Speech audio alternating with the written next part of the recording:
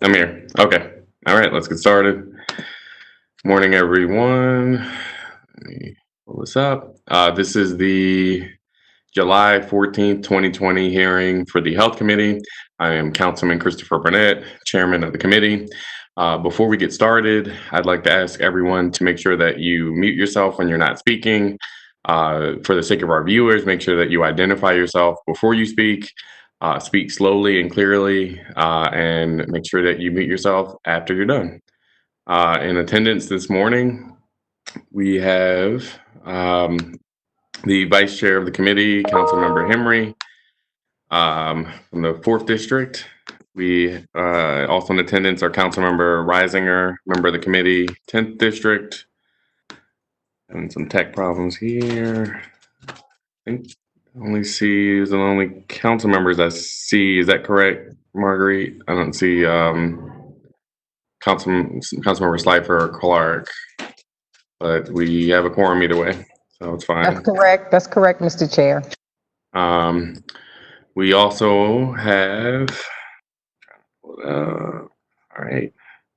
Looks like we have Matt Segman from the mayor's office, Dominic McAlilly from the council president's office.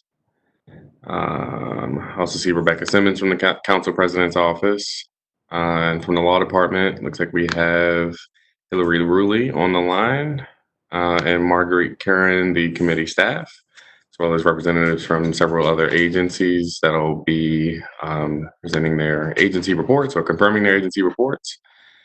All right, so today we are here today to discuss Council Bill 20-0510, Trauma Informed Care Task Force, revisions and clarifications. The purpose of this is to add 2 educators with experience within Baltimore City Public School System to the Trauma Informed Care Task Force.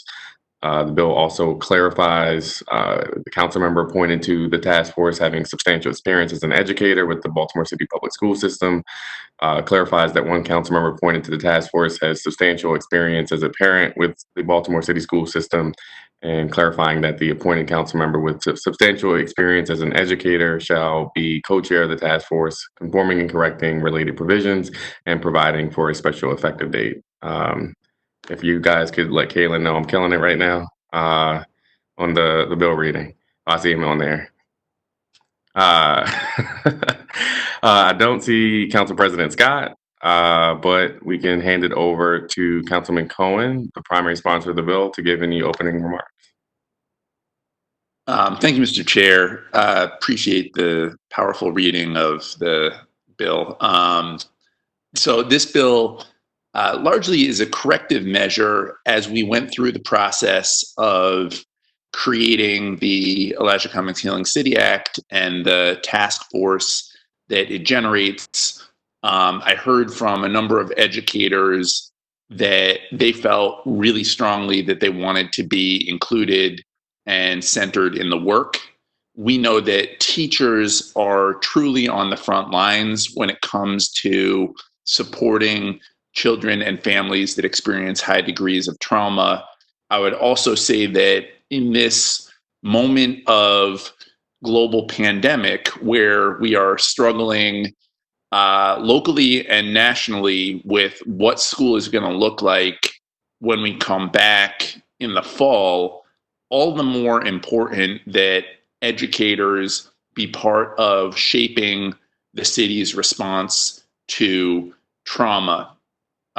We know that right now, young people, children who have been out of school, who have at times struggled to learn online, who have been at times in environments that lack just the structure of having a whole set of teachers and adults that are facilitating an education. We know that it's been really, really, really hard. It's been hard for families. It's been hard for parents.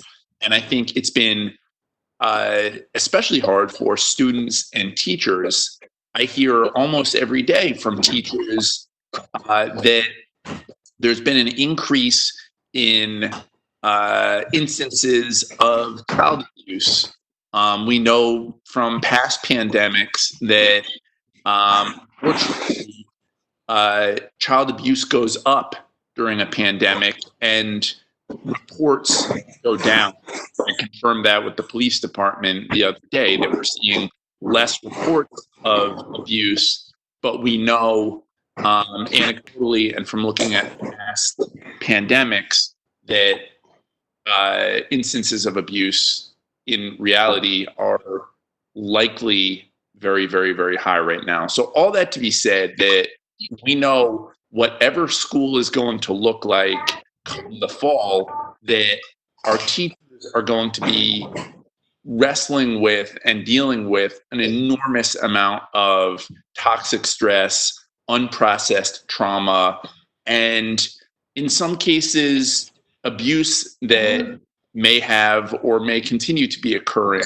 And so we thought it was critically important to honor teachers in this work and to include them in the task force moving forward. I do appreciate the amendments from the law department, sort of clarifying that ultimately the mayor, as our charter is written, determines, while the council president and others can nominate. It's ultimately the decision of the mayor to determine who gets selected and who then comes before the executive appointments committee. But again, appreciate you, Mr. Chair, for spearheading the original bill through the committee and then for this sort of corrective bill as well. Thank you. All right, so we received several reports from a number of agencies. You referenced the law department, so let's start there. So we'll go over to law. Looks like Hillary Ruley is here. Yes, I'm here, Mr. Chair. Can you hear me? Yep. Great. The bill report that the law department put in has two different amendments on it, and the committee can pick which way they want to go with amendment 2. So amendment 1 listed there strikes the word shall and substitutes may. And then there's two different ways to do what Councilmember Cohen just referenced to align it with the charter. And either one works. They were just two options to do that alignment. And so that was really all of the substance of our report.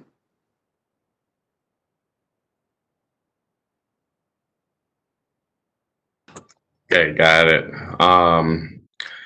And on that, are there, for the council members on the line, are there any questions for law or the amendments that have been proposed? All right, seeing none.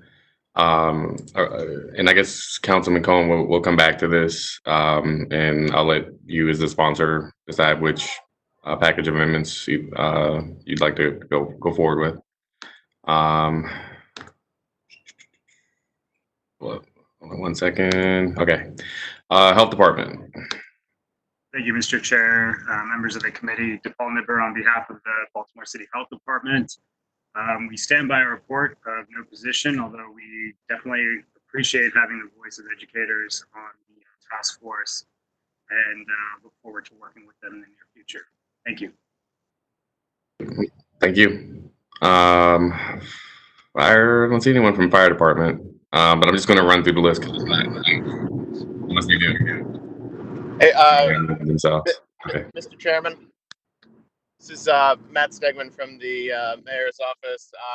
There were a few of our agencies, most of them have written reports in, but that had conflicts and were not able to join the hearing today. Okay, so just because this went to like 14 agencies, I'm just going to run them down. If you don't mind, if there's not an agency rep, then do you mind filling that in for us? Yeah, not a problem. Okay, all right. Parking Authority of Baltimore City. Hi, this is Peter Little, Executive Director. I'm calling in to confirm our report. We support the original legislation, and we do not oppose the passage of this current amending legislation. Thank you. Thank you. Department of Housing and Community Development. Thank you, Mr. Chair. Stephanie Murdoch, Legislative Liaison for the Department of Housing and Community Development. We stand by our report. No objection. Thank you. Department of Planning. Hello, Mr. Chair. Eric Tiso for Planning. We have no objection to the bill, and we just offer one recommendation that if there is any future composition of the council where there is not a council member with sufficient experience as an educator, that you have some alternate option for that so that future amendments aren't necessary. But with that recommendation, we have no objection. Okay, thank you. And as Councilman Cohen, we can work on that. Or think through it. That's a good point, though. Department of Public Works. Good morning, Mr. Chair. This is Marcia Collins representing the Department of Public Works. We reviewed the legislation and we certainly have no objection to its passage. Thank you. Thank you. Enoch Pratt, Free Library. Let's see. Yeah, I'm not sure if Yeah. Gordon is on or not. I know that they did submit a report. Yeah, it looks like there's just for the record, it looks like a favorable report. So, okay. Is there anyone here from Baltimore City Public Schools? I don't see anyone in names I recognize there. But they submitted a favorable report. Mr. Chair? Yes. This is Dewana Starrett from Baltimore City Public Schools. We're having some technical difficulties. Should just leave it open because I can't see everybody at once. Okay, go for it. I'm Director of Legislative and Government Affairs. Melissa Broom is also trying to get on.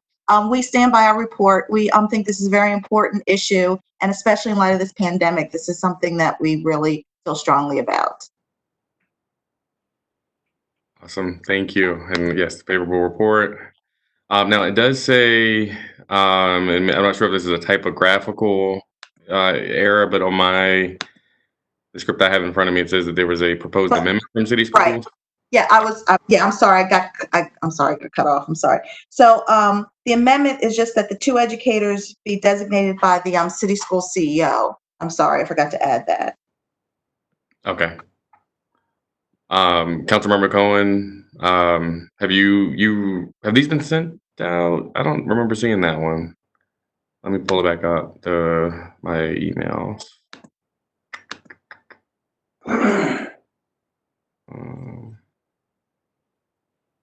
So in our testimony, we asked that the addition of here we go. the two educators be designated by the city school CEO. It's near the bottom. And we think this would ensure that there's a teacher voice, because that's an essential part of making any critical discussions and decisions. Okay. So Councilman Burnett, can you hear me? Yes. You could. Okay. I'm so sorry. It's Melissa Broom. I'm really sorry for not being able to have.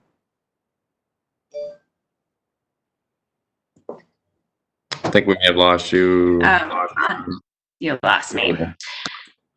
In any case, as Dewana was sharing, Sarah Warren has been in touch with Councilman Cohen and others around this bill. We're fully supportive of these changes, and just again, as Dewana was sharing, would appreciate the CEO, the city school CEO, having a hand in selecting the educators, or being a part of the process.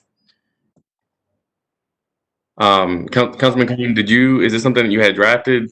Because I'm not sure we can compel the school CEO to do that. I think it's something that we can try to work out where there's a more of an informal process with the commission itself. But yeah, I don't know if you want to speak to that, Councilman Cohen. But that's just my quick thought on what's proposed there. Yeah, I mean, I'd be curious, Hillary or someone else, like legally, do we have the statutory authority to determine within a bill as it relates to someone being selected from the school system, like who within the school system makes that selection? Councilman Cohen, this is Dewana before your legal department. I think we were envisioning something like in consultation with as opposed to mandating. Got it. So okay, great. That makes sense. And Hillary, can that be an amendment? Like, Yeah, we can work on, I mean, essentially everyone that the city council proposes as a potential person on the committee technically then has to be approved by the mayor. So this would just be the same thing, you would put in language similar to the amendment in our bill report that just conforms it to the charter and says, the council president shall recommend someone in consultation with the school system, or however you want to word it. And then, of course, it would just go through the same process as as everyone else, the council president or council members would offer.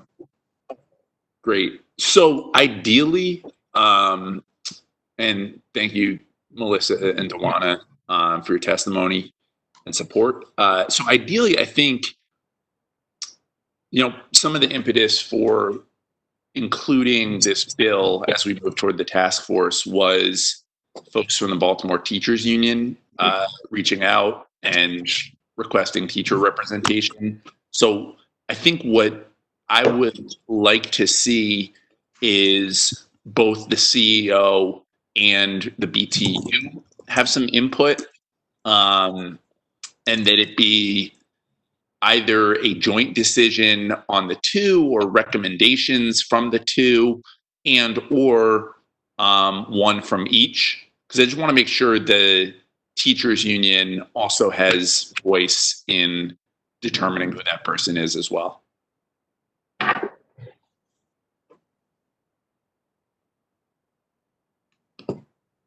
Okay. So Councilman, my guess is we should probably either move that on. We can move the amendments that we have today at the end of this, if you so choose, and then recess and reconvene, or how would you want to go about it? Because we don't have that drafted today. Yeah, I mean, how we have a couple other health committee hearings coming up that we could try and tie it to, or find another day, move it. I mean, I think, Hillary, tell me, but it feels like a fairly minor amendment that could be added on second. Sure. I mean, this is Hillary from Law. You can always reach out to legislative reference and help them draft the language that I think, everybody is thinking of here, to add that to the bill. I don't see a problem with doing it on second reader if you want. I mean, then I think, unless my colleagues feel differently, in order to not have to reconvene everyone, I think that would probably be the way to go. I mean, it feels reasonable and manageable to do it on second reader. Yeah, I don't have any objections. I mean, it's pretty technical in nature. So I think it's fine. I do want to acknowledge that we've been joined by Councilmember Clark from the 14th District and a member of the committee. Thanks, and it's fine with me too. Whatever it is, it sounds like it can be handled that way. Thank you. Sorry I'm late. A little technical difficulty. It's fine. Yeah. Councilman Reisinger speaking. Go ahead, Councilman. Yes, I agree. We've done this in the past, that we could package it, and then on second reader, if we have to make any kind of minor amendments, we can do it from the floor. Okay. Yeah, I think it's pretty technical, so it should be fine. All right, we're going to keep going. Is there anyone from the Mayor's Office of Employment Development here this morning? Yes, hi. I'm Mackenzie Garvin, the Director of Workforce Development Projects for the Mayor's Office of Employment Development. Want to acknowledge all the elected officials on the call. I'm sorry I was late. I had some technical difficulties.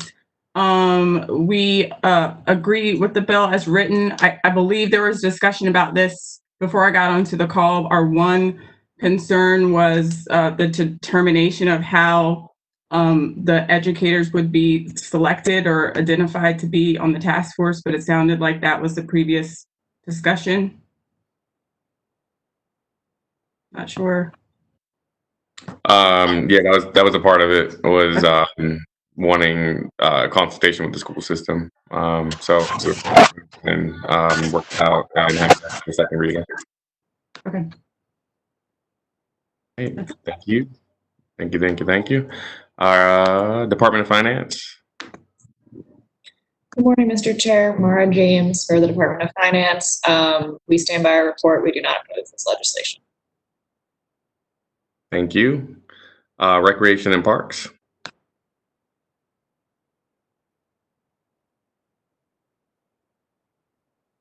I think we have, looks like Jenny Morgan may be on the line. Are you able to join us? Jenny, I think I see you here. Can you hear me? Yeah, we can hear you. Okay. This is Jenny Morgan from Recreation and Parks, and BCRP stands by their report. We have no objections. Thank you. Mayor's Office of Criminal Justice. So Director Govan was not able to join this morning, but they did provide a report, which they stand by. No objections to the bill. Thank you. Department of Transportation. Well, Mr. Chair, this is Liam Davis. Department of Transportation stands by its bill report, which is no objection. Thank you. Thank you. And congratulations on getting your name fixed. It says Liam Davis now, instead of undefined. Only took 3 months. Yeah. Congrats. We know who you are now. All right. Are there any other questions about the bill or any of the amendments from members of the committee or any other council members on the line before we go to public testimony? All right, seeing none, a lot of heads nodding no. We are going to move to public testimony. We will start with WebEx users who have their hands raised. And then we'll go to the phones for people who may have called in. For the people who've, I'm not sure if anyone's called in, but if they have, what we'll do is we'll go line by line, unmuting all of the callers one by one, and just asking if you have testimony. If you don't, just let us know. So Marguerite, are you seeing anyone that's on WebEx from the public? Mr. Chair, I'll just go down the line and unmute everyone, if that's okay with you. Sure. Okay.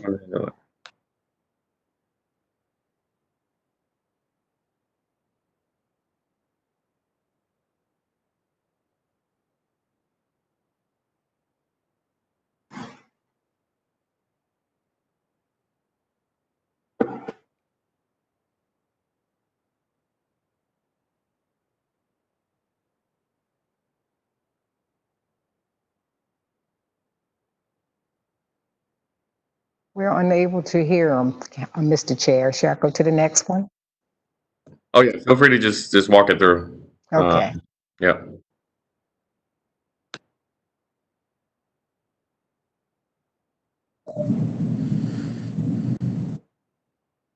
Ms. Cook? Do you have any testimony today, Ms. Cook? No, thank you. Okay. Mr. Reeds, Matthew Reeds? Mr. Reeds? Oh, no, thank you.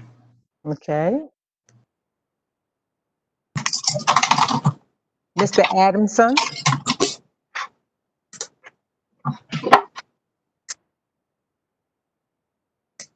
Mr. Adamson?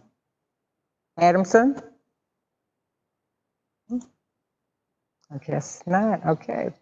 That concludes the call-ins, Mr. Chair. Okay. Thank you all. All right. So there are two sets of amendments. I will defer that they're from the law department. All the committee members should have received this morning. I will defer to the bill sponsor to decide which of the offered amendments from law that you'd like to see us move.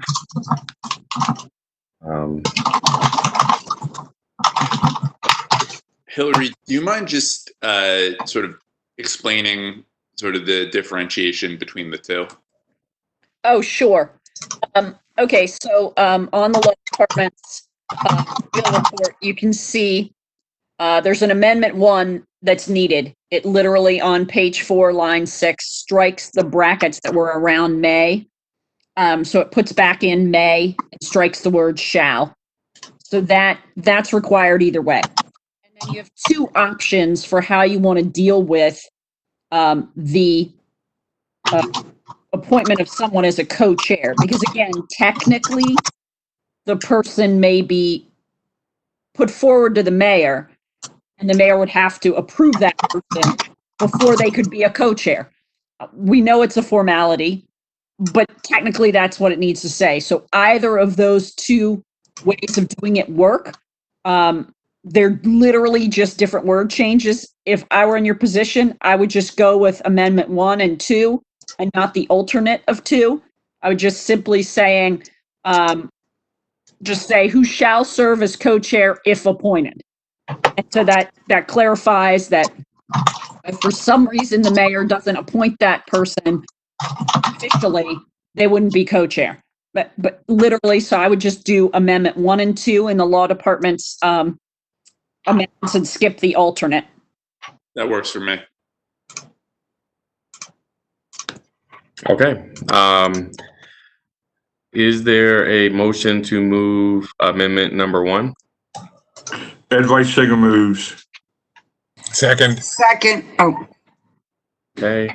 Moved by Councilmember Reisinger, seconded by Councilmember Henry. And sorry, okay. Okay. So the voting on the amendment, I am yes. Councilmember Henry. yes. Okay. Councilmember Clark. Yes. Councilmember Reisinger. Yes. And Councilmember Slifer is absent. Is there a motion to move amendment number 2? So moved. Moved by Clark. Second by Councilmember Henry. And a yes. Councilmember Henry. Councilmember Clark. Councilmember Clark. Oh, I'm sorry. Yes. And all right. Councilmember Reisinger. Yes. And Councilmember Slifer is absent. Is there a motion to move the bill as amended? So moved. Moved by Clark, second by Henry. Councilmember Burnett, I am a yes. Councilmember Henry. Yes. Councilmember Clark. Yes. Councilmember Reisinger. Yes. Councilmember Slifer is absent.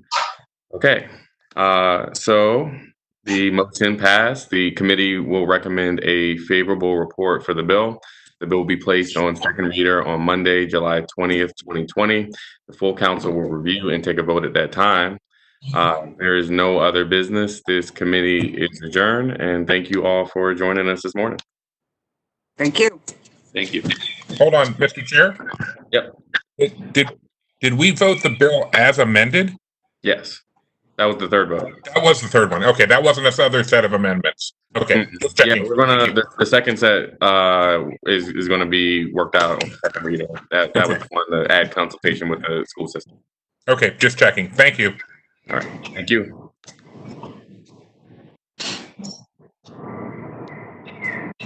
Thank you. Appreciate it.